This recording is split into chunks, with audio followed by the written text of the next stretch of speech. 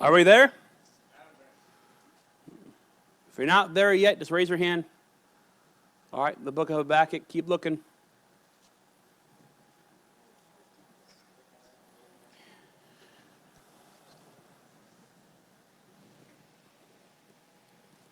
We've been going through, we've been talking about the doctrine of God, learning about who God is and how He's made the framework. We talked about His framework of what He is as far as His natural attributes.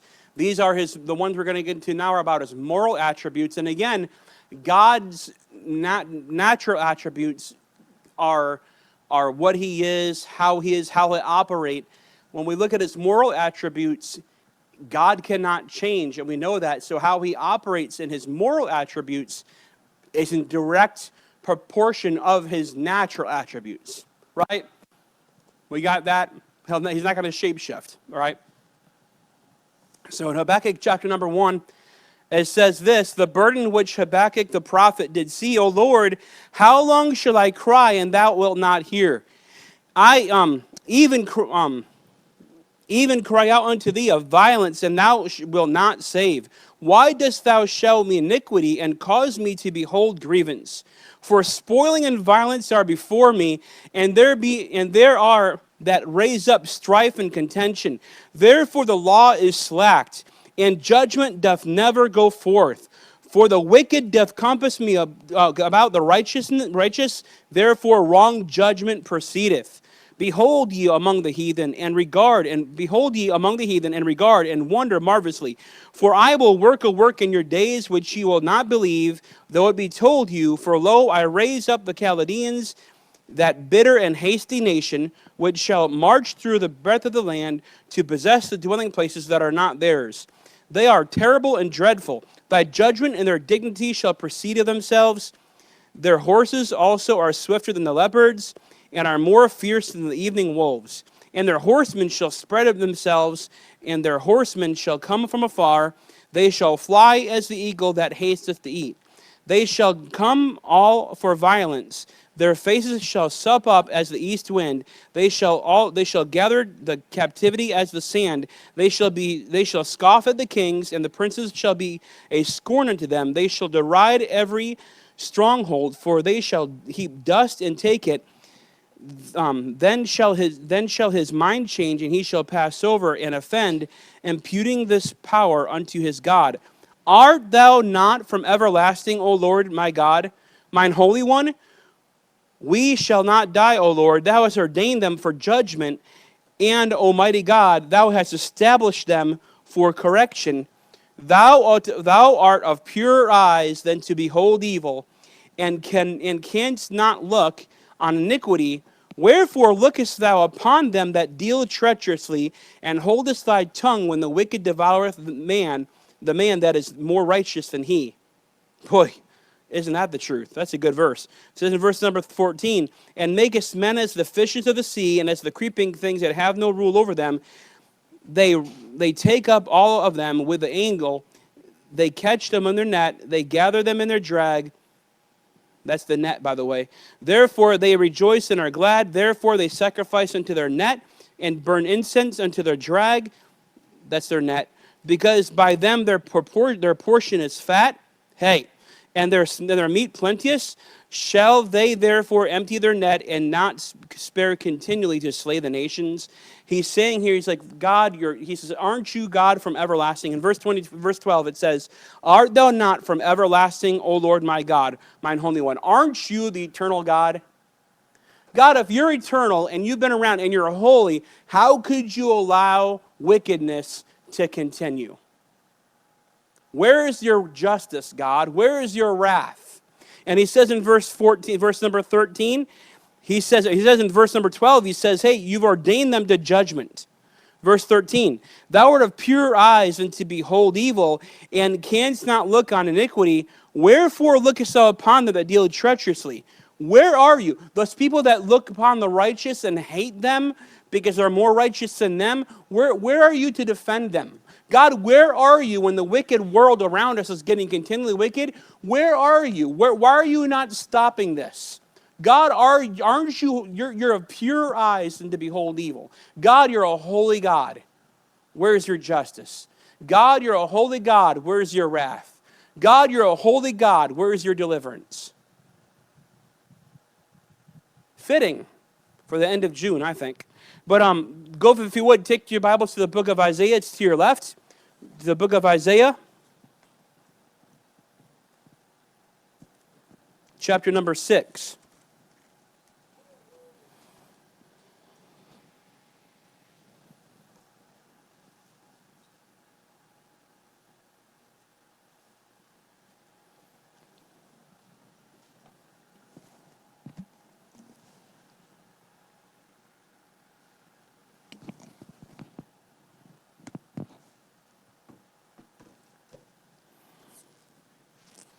Isaiah chapter number 6. In the year that King Uzziah died, I also saw the Lord sitting upon a throne, high and lifted up, and his train filled the temple.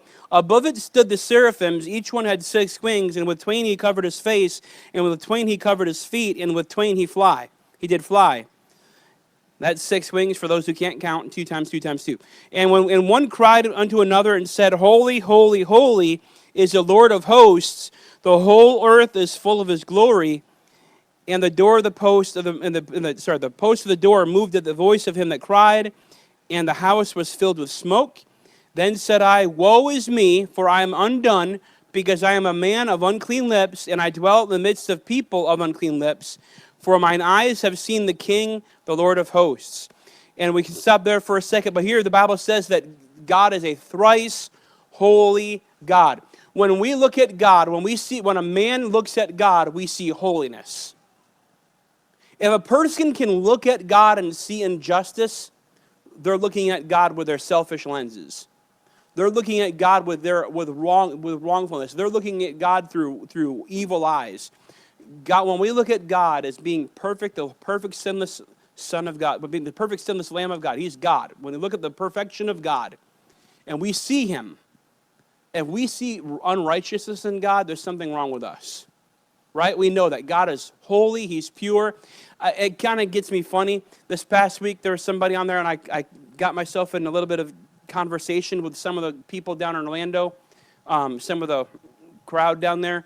And I messaged, and they're going off and how, the article was, there's an article that was being posted, and it was that young people are more turned off. They're distancing themselves away from the LGBT community. They see it as wicked, perverse. And I'm not preaching a sermon about gays. But it was going on about that, and it was going on and on and on about that. And people are saying that it's gotten farther away from that whole mess, and how the younger generation have a disdain towards it now. Like they're upset. I'll tell you the reason why. Because they weren't gay. It was because it was rebellion against that which is normal, rebellion against the parents, rebellion against, and now that it's becoming acceptable, they hate it. It's not that they were interested in it, they were just rebellious. They weren't interested in it because it was a fad. It was just a fad thing. So now they're against it. So I just found that kind of funny, this article. And I went in there and I purposely, these people going off and a bunch of people are speaking all kinds of hate, hate speech against the homosexual crowd, and I just went and started posting the gospel. I said, I'm not going to go down that road. I'm just going to preach the gospel. And I literally went up there and I just preached the gospel in a simple picture form, and I posted it. Some of y'all saw it. And I just posted that little bit of the gospel on that thing, and this one lady gets like, blah, blah, blah. All I hear is blah, blah, blah from people who are ashamed of that. I'm like, all I did was preach the gospel. All I did was give the gospel. And for anything else, it just proves the fact that they are completely against God. If anything else, it's proved that. And I didn't say one word against it. I kept the harsh words out. I wasn't milk-sopping it. I just preached the gospel. And boy, people don't like it. They were flipping out. People are flipping out in comments after that, and I was just laughing because I'm like, they don't care about God. We ought to be more like Jesus. Jesus was the perfect, holy, sinless Son of God. And if you could take one person that walked on this earth and did good, And that you want me to emulate my life after this one person, and yet you hung him, you slew him on the tree, you crucified him, and if you walk the earth, you do the same thing anyway. That's what, when you stop and think about the world, the world out there today, everybody out there who's unsaved that hates God, they know the holiness of God. And if we as Christians get this idea that God is not just, that God can tolerate our sin, we've got a wrong view of God. When I was thinking about this, I've got like a whole plethora of, that means a lot, right, Josh? A whole bunch of ideas of what I could preach on as far as the first bit of the moral nature of God, or about how he deals with mankind. I was like, above and beyond, I want to preach first and foremost and teach on the holiness of God. Because God does not operate outside of himself being holy. He cannot sin, and he will not sin, but he's holy. I'm going to say something, and I know the book of Habakkuk said it says, thou have pure eyes to behold evil. Some Christians get the idea that God separates himself totally from sin. That God separates himself from anything that's sinful. Growing up, that's what I always believed. And I've even preached that God can't look upon sin. But can I tell you, God looks upon sin all the time. The book of Job, we can read the book of Job. Satan showed up, the epitome of evil, steps into heaven all the time to accuse the brethren. Job chapter 1, Job chapter 2, he's there. God looks and he knows what's evil. God looks upon evil. He beholds our evil. Why is that important to know? Well, I'll get to that. Number one, God is holy in his being. Habakkuk chapter 1 says, thou art pure eyes to behold evil, but he does see it. God does sees it. He does not, he doesn't, he sees it, but he remains he remains untainted of wickedness. He sees the wickedness around it, but he doesn't involve himself by it, and he's not tempted with evil. Evil is brought up to his face all the time, and yet he doesn't get tempted with evil. People come up to try bring evil to his face, but God does not do evil. It's impossible. The Bible says that they tempted him in the wilderness, yet God did not do evil. They bring up their stench of filth. They bring up their self-righteousness. They bring up their vile wickedness before God. They bring up their pride before God. They bring up their bitterness and their anger, their wrath, their variance, their strife, their seditions, heresies, their blasphemies against God. God sees it all. But yet God is left untempted by it because God is holy. Isn't that awesome to think about? That God is tainted. God gets the same things thrown up into his face, and yet he does not sin. He cannot sin, but he will not sin. That's encouraging. That's encouraging. It gives me hope. It gives me help. He's holy in his behavior. He will not behave in sin. Go to Leviticus chapter number 11. Leviticus chapter number 11.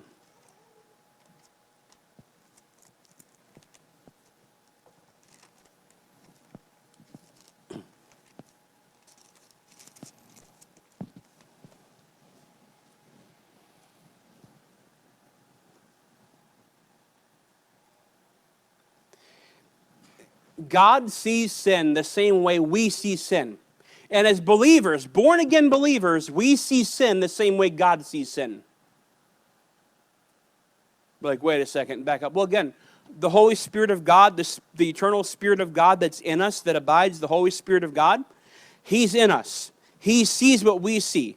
And when we see wickedness, when we see sin go unchecked, unpunished, unblemished, and it's thrown up into our face, does it not grieve you? Does it not grieve the Holy Spirit of God? Sure it does. That's what grieves us inside of us. That's what makes us want to speak out. That's what makes us want to say, hey, this isn't right. It's our justice, the justice of God within us, not of our own selves. Our flesh is not what stands up to that stuff. It's our spirit. It's the Holy Spirit of God within us that can't stand it. Why is that so important to know that, hey, God gets us thrown into his face? How does that affect me today, knowing that God is holy, he sees evil, and yet he has not thrown people. He is well, if I had a button, every time I found someone who is such and such, I just press that button, they'd be marked off the earth. God doesn't have that button.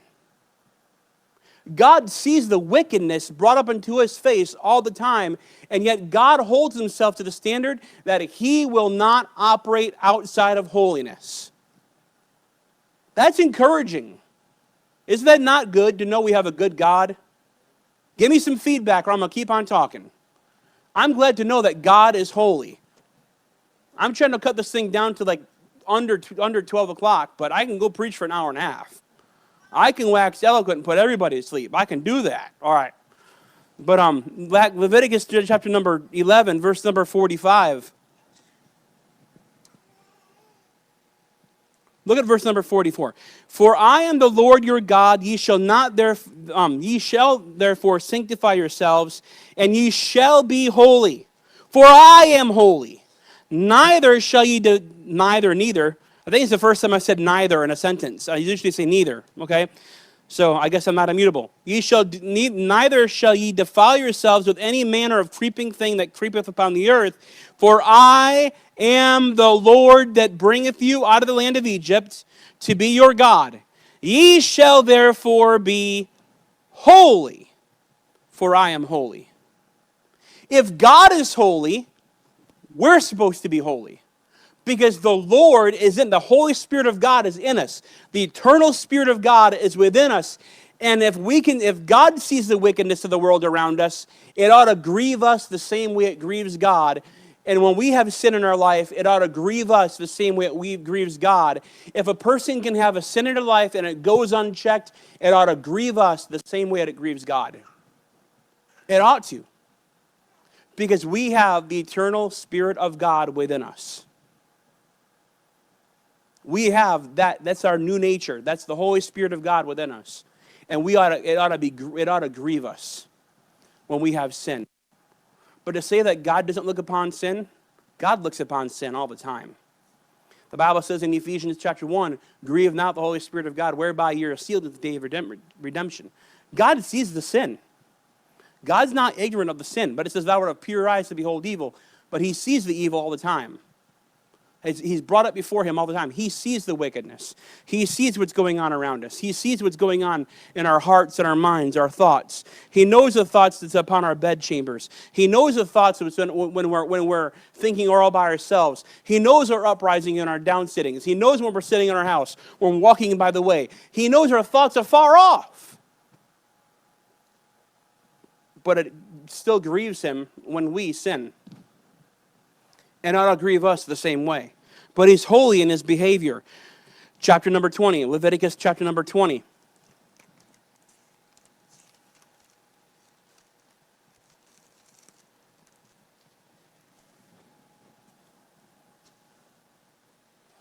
Verse number 7.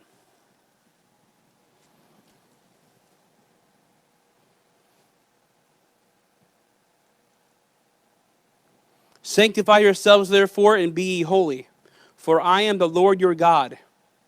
And ye shall keep my statutes and do them. I am the Lord which sanctify you. But wait a second. If God sanctifies in the Old Testament and he makes them holy in the Old Testament and he tells them to be holy in the Old Testament, and yet we're doing the same thing in the New Testament, has God changed? God's the same. Jesus Christ the same yesterday, today, forever. God is God. He changes not. How he deals with us has never changed. The gospel which he has given has never changed. It's always been by faith in God through Jesus Christ. It has always been faith in God. Salvation's never been by works. It's never going to be by works. It's always been by faith in the Lord. So here he says, I've sanctified you. God hasn't sanctified what's not made clean. God doesn't sanctify what's not righteous. Jesus is made into a sanctification and righteousness. In the New Testament, we find that he's made into us those things, but we're still supposed to have it in our daily life, consecrating ourselves to him afresh. In chapter 20 here in Leviticus, look at the things what he says, be holy and be separate from. Verse number 2, it says, don't give your seed to Molech. Don't raise your children to false gods, to false idols. How you educate your children, who you allow to influence your children, what God you allow your children to be raised up serving. But it also speaks here about giving any of your seed to Molech. It's even speaking about here, down to verse number 3 and 4 and 5, it's speaking about abortion. Because when they would give their seed to Molech, Molech was a god with his arms stretched out, the pit in his belly. It was a stone god, and they would put their children on the altar and would roll into the fire. And they would literally kill abortion. It was post-term abortion. And it's funny because all these preachers, old dive-free preachers, are scattering social media against abortion, but not one word is said against anything else. And I'm like, I'm glad you're preaching against abortion, but what about the rest of it? One guy went so far as to say that if a person committed abortion, they're not allowed in their church. And I'm like, committing an abortion is not it's an abomination. It's wicked, yes, but it's not a definition of reprobate. That's not what makes a person reprobate. So why are we taking a hard stand on that, but not a hard stand over here? I don't get it. I'll tell you why. I can't say the word. I'll get banned. But it's like this. It'll be you. It's just not about finances. They're in it for the money. And it's sickening to see churches falling into that trap. Abortion is wicked. It's wrong. It's wicked. It's wrong. You ought not get an abortion. You ought not kill your kids. Till they're like 17. Then you can do it when you're 17. But it's like, shouldn't kill your kids. Leviticus chapter 20, verse 26, the Bible says it this way. Ye shall be holy unto me. Ye shall be holy unto me. For I, the Lord, am holy, and have severed you from other people, that you should be mine. He says, even in how you eat, the things that you eat, the things that you take part of. You know, we're able to eat everything and anything we want to eat. Right? Arise, kill, and eat. We can eat pork. Bacon. I had sausage for breakfast. I'm thankful for sausage for breakfast. Thankful for it. It was good. I'm telling you that right now. Tell you what, it was good. It wasn't bacon, but it was good. All right. Praise the Lord for that. But if we stop and look at the dietary laws in the Old Testament, it wasn't laws to restrict them, it was to protect them. Sanitation and eating in the wilderness and being on the move and didn't have proper hygiene with everything that's around them, it was better not to do it. I was talking to one of the Amish guys, and he was like, "Yeah, we don't eat pork. We don't eat pork. We don't eat ham. We don't eat pig." I said, "Why?" He goes, "Well, because it's unhealthy." I said, "You never had bacon?" He goes, "I didn't say I never had it. I'm just saying we don't eat it." I said, "Well, when you say you don't eat it, you mean like never?" He goes, "We're not in the habit of eating it." I said, "So you've had bacon?" He goes, "What I'm trying to say is we're not in the habit of eating bacon." I'm like, "You have ham, you have pork roast, you have pork, pork loaf." I said, ham loaf. He says, "All right, let me say this again. We're not in the habit of eating." Okay, I got it. You're not in the habit of eating. But even other cultures will realize it's not just that it's an unclean animal. It's not healthy for us. And when you start going to a doctor, you're going to sit there and go to a doctor, and you're trying to, get maybe your heart's out of order, maybe you're trying to get on a good cardiac diet. You know one of the first things they're going to take off your diet? Pork. They're going to take off ham. They're going to take off like sausage, and they're going to how it's cooked. They're going to take certain things off your diet. Cheeseburgers. Is anything wrong with cheeseburgers? Me personally, if I had a chicken sandwich or if I had a cheeseburger, I would go chicken 99% of the time. Okay? But you get a good cheeseburger and you bite into that thing and it's like on target. You know what I'm talking about? It's like, oh, this is good. Well, in this passage, he's saying even how you eat. If we really wanted to be healthy, cleaned out Christians, healthy, cleaned out people, we can go back to the Bible and take the principles of dietary laws, dietary menus that God gave, and tell me it won't benefit our lives. If you have your choice of everything you could have under the sun to eat, and where you could have pulse, just basic, nothing bland diet, bland eating, nothing major, nothing spectacular, we're talking about salads. Bland, nothing special. Just, a little bit of lamb, ate mutton, just a little bit of whatever, just like basic foods. We would come out healthier. And that's what Daniel found out. Daniel purposed his heart he was not going to be eating of the king's table, the dainty meat. He says, I'm going to eat the basic stuff there is. When you start wanting to go lose weight, right? We want to go on a diet. The first thing we start doing is cutting out junk food. Right? The first thing we start doing is cutting out junk. That's what I tried doing, cutting out junk food. This past week I had my wisdom tooth pulled, which is why I'm not the smartest man anymore, having trouble. But I had my wisdom tooth pulled, and I didn't eat anything. I didn't eat a lot on Sunday because I know like pulled pork makes me sick, and I just had a little bit, and I was like sick, didn't feel good. So I don't usually eat pulled pork. So I didn't eat anything really after that. Sunday night, didn't have anything. Monday, I had nothing to eat because I was going to the dentist and I was sick in my stomach, and I think I had pudding and yogurt when I got home. Tuesday, my jaw was still hurting, my mouth was still sore. I didn't want to eat. I was like still like ugh. Tuesday, didn't eat anything but like pudding and gel, like maybe a little bit. I think I had like yogurt. I think all I had was yogurt. Wednesday, all I had was a little bit of yogurt, and then Wednesday night, I was like, I got to eat something. I'm starving, and we went to Denny's afterwards, and we had breakfast for dinner. It was pretty cool. And I had like the bacon cheese hash browns, tater tot hash browns. And I ate those, and I was like, oh, it was soft, and I could eat it. I was like, that's the first thing I've had since like Sunday.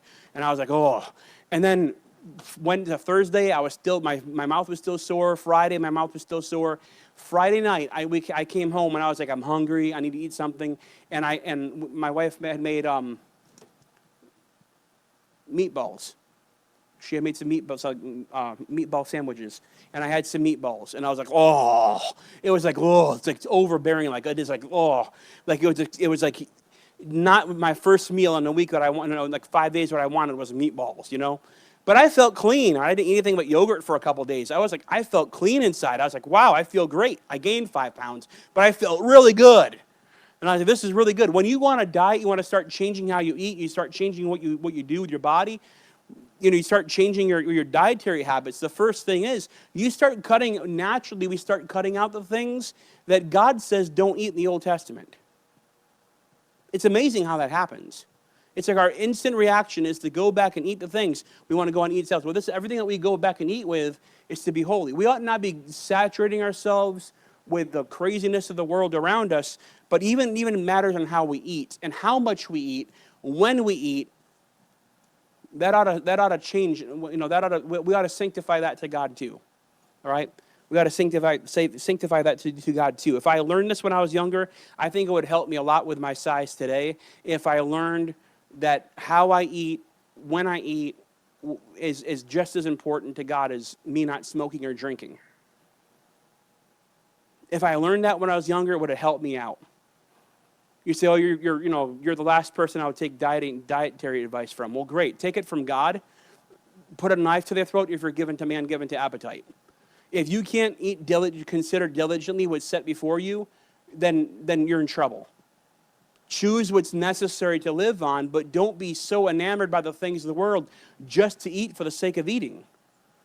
Be holy, set apart to God. Don't commit the sin of gluttony by eating what you're not be eating.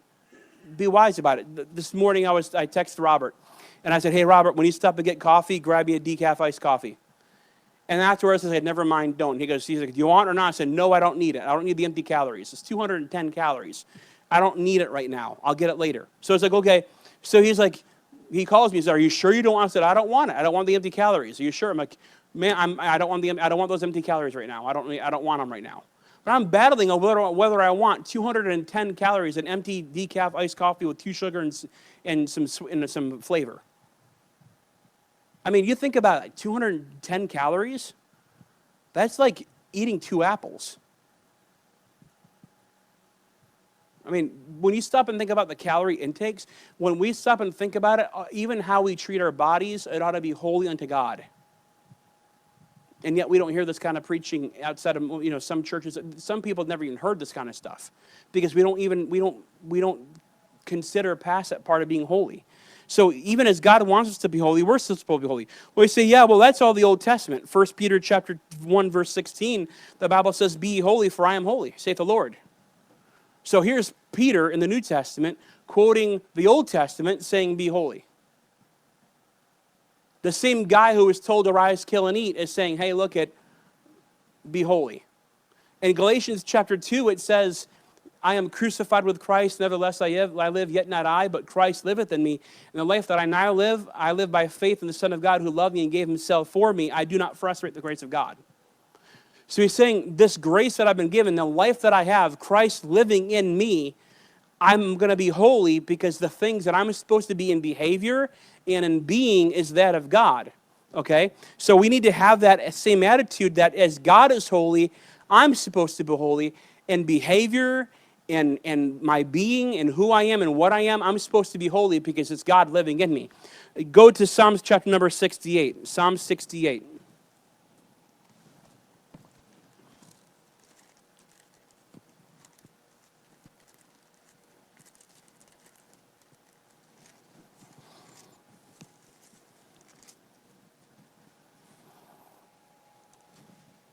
Psalm 68, verse 35.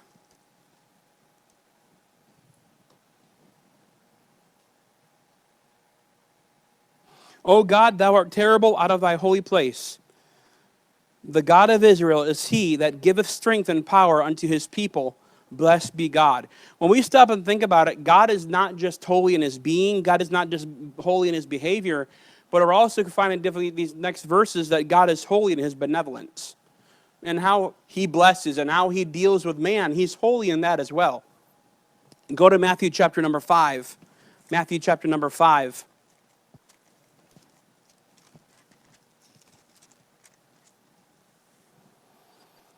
There is a direct blessing, and then there's an overall blessing, okay?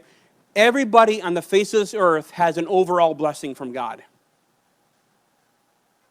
But God does not give specific blessings to wicked people. God doesn't. But he gives blessings to wicked people. I was talking to a guy yesterday and on the chatting back and texting back and forth, and he is just so Zionism. It's like, please, you're making me sick. And I'm trying to show him from the Bible where he's like, no, no, no. Israel is being blessed by God. It's the breadbasket of the Middle East. And I'm like, it's always been a land of plenty where they're at. The land of Canaan has always been a land of plenty. That's why they went to Canaan, Kadesh Barnea, because it's always been a place of blessing. You know, the spies spied it out as a land flowing with milk and honey. It's always been that way. It's always been one of the flesh hooks of why it's going to be attacked. And Ezekiel 37:38, it's always been a rich, fertile area. It's not something new. It's always been. He's like, well, it's because of Israel. It's because Israel came to be a nation and God's blessing the land. I'm like, no, you idiot. God's doing it because God's a good God. The land is plenteous because God's a good God. I didn't call him an idiot. I called him something else nicer. But I was like, seriously, you know, God's blessing people. God's got an overall blessing on this world. He still has an overall blessing. It rains on the just and on the unjust. Look at verse 45, Matthew 5:45. That ye may be the children of your Father, which is in heaven, for he maketh the sun to rise on the evil and on the good, and sendeth rain on the just and on the unjust. For if ye love them which love you, what reward have ye? Do not even the publicans the same? And if ye salute your brethren only, what do ye more than others? Do not even the publicans so? Be therefore perfect, even as your Father which is in heaven is what? Perfect, complete, balanced, mature. Right? So, in this passage, he's saying, even sinless. God is sinless. You don't sin in this matter. And in context, it's talking about loving your enemies. Bless them that curse you. Do good to them that hate you. Pray for them which despitefully use you and persecute you. In direct context, those people that bring up sin and wild accusations and attack you, bless them. Don't blast them. Bless them. People who shake their fists at the angry God, that says that God doesn't exist, that claims that the Bible's just a fairy tale, that God's just a myth, that claims that Jesus Christ was a homosexual, the 12 disciples, that same God is the same one that sends rain and blesses the just and the unjust. The same God that gives the general blessings. He's just and he's holy in his benevolence. Romans chapter 12, it talks about how we ought to do towards people. The Bible says we're supposed to heap coals of fire upon their head. To quote Joel Osteen, we're supposed to give them their best life now.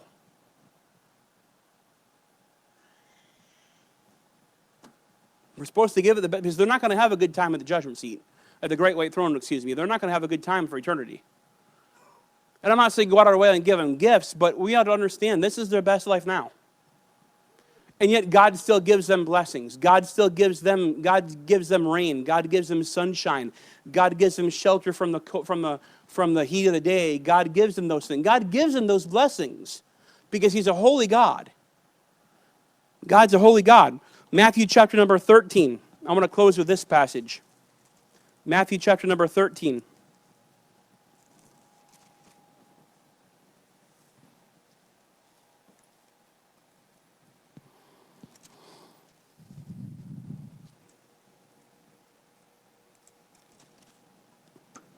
Verse 20.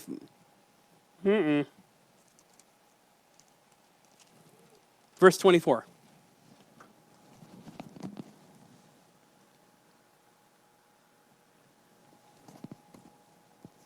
Another parable he put forth unto them, saying, the kingdom of heaven is likened unto a man which sowed good seed into his field.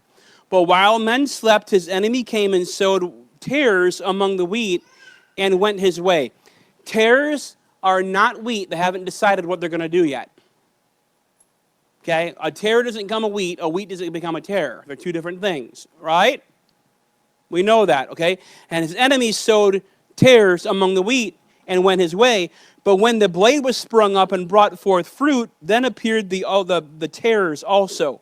So the servants of the householder came and said unto him, Sir, didst not thou sow good seed into that field?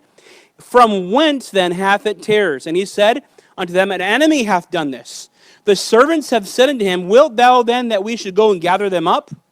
Should we go and get rid of the reprobates? Should we go and have all the reprobates annihilated right now? Should we go out as vigilantes, go out there and take up all the tares and cut them off? And he says no. He said no. Okay, he said no. Now, let me make this perfectly clear. If the government of the United States decided to pass a law, if the state of Ohio decided to pass a law that upheld Leviticus 20, verse 13, I would have no problem keeping that law. But it's not the laws of the land. And we live in a wicked society where it's not going to happen anytime soon in this land. American government is not going to reinstitute that law that once was. So what do we as Christians do in that situation? We do this. We let it alone until God says, go bundle up the tares when I gather up the wheat. And God will take care of it all. God's got the magic button. God knows who's tares. God knows who's not. God knows the wheat from the tares. God's holy. But while he's out there, that field is getting just as much blessing as the wheat is getting. That whole tare is springing up all around him. The tares are getting just as much blessing as the wheat. They're receiving the same fertilization, the same manure spreading, everything they're receiving, everything the same as the wheat. But there's going to come a time when they're bundled together and they're thrown into the furnace. And you know why? It's because God's holy. When we stop and think about it, the world around us is getting treatment by God, is getting blessings from God that we don't understand how it can happen. Psalms chapter 73, Psalms chapter 77. It wasn't until I went into the house of God and knew their end. He sits back complaining about how the wicked are prospering. How could a righteous, holy God allow wickedness to prosper? Because God's a good God. Because God is holy. And he's holy. And he's not going to let sin go unchecked. He's going to have wrath. His wrath is going to come. But he's holy in the fact that he's unblameable. He's not touched by sin. He's not enamored by sin. But his holiness brings about judgment. His holiness brings about mercy. His holiness brings about all of his salvation. His love brings about salvation. You can't separate and says God more holy than he is loving. The answer is yes. God is holy. God is loving. You can't say which one's more. Is God more of a God of love or is he more of a God of holiness? Yes. You can't separate them. You can't separate God from who he is and how he deals with man because it's all in the framework of who he is. And so you stop and think about this framework about God's being holy. He allows wickedness to be in this world but it won't be forever, and God will take it out. God will judge. And we as believers, we need to understand that our responsibility is to be holy, untouched, unscathed, untainted by this world. How does that apply to our life? The wickedness that happens around us, the wickedness that springs up around us, we cannot let it affect us. We have to renew our spirit day by day. We need to have a daily walk with God. We need to strengthen the inner man. We need to correct ourselves. We need to repent of the sins in our life as believers and get rid of them. Forsake those things. Cleave to God. Hold on to His word and live in the righteousness of God by faith. We are the righteousness of God by Jesus Christ, and we're commanded to be holy. We have practical holiness. That's what we're supposed to do every day. Personally, we're made holy. Before God, positionally, we're made holy. But practically, that's what we have to practice. That's what we have to discipline ourselves to. That's what we have to give ourselves to on a daily basis, to be holy even as God is holy. When we don't have a good understanding of the holiness, it doesn't mean that it doesn't mean that we're supposed to go and live in a private commune somewhere where the world can't get to us. We're not supposed to be a bunch of David Koreshes or Jim Jones or whoever else. We're not supposed to live in the middle of nowhere in an island all by ourselves, but the Bible says we're supposed to go out and preach the gospel to every creature. Those people who despitefully use us, we're supposed to be good to them. That's kind of clockwise, isn't it? Study church history. Study Baptist history. Preferably from a credible source. You'll find out that Baptists all through the ages, when they were persecuted in every nation, they wound up going to heavy Islamic nations. And they lived there without persecution. They lived there side by side with a bunch of Muslims. They lived there not getting their heads cut off. The beheadings and the torture came from the Catholic Church, came from a religious crowd, the religious Christians, rather than the religious Muslims or anyone else, because we believed the Word of God and we lived a credible life. We didn't threaten their way of life. We did what was right. And yes, there's some crazy nonsense terrorists out there, but church history shows that Baptists existed and actually were protected by Muslims for centuries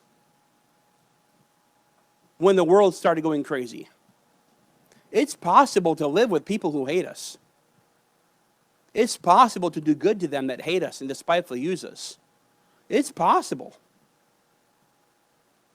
And we as believers are supposed to be holy even as God is holy. Yes, God's going to wage war on wickedness. And yes, God's going to pour out His wrath. God cannot look upon sin without it going unchecked. God is just waiting. His wine press is filling up. I wonder how much His wine press grew in the month of June. I'm just wondering. How much more can He take? I don't know. But He's of purer eyes than to let it go unchecked. Wrath is coming. Wrath is coming. And I can tell you, as believers, we can rejoice that God is going to be holy and God's going to be holy in executing His judgment. We're going to sit there and watch it from heaven. We're going to see it watching from heaven. God is too holy to let us as believers go through the wrath of God. That's good news, right? But God is holy God. So when you think about how does that affect us, let's all be holy even as He is holy. Let's pray.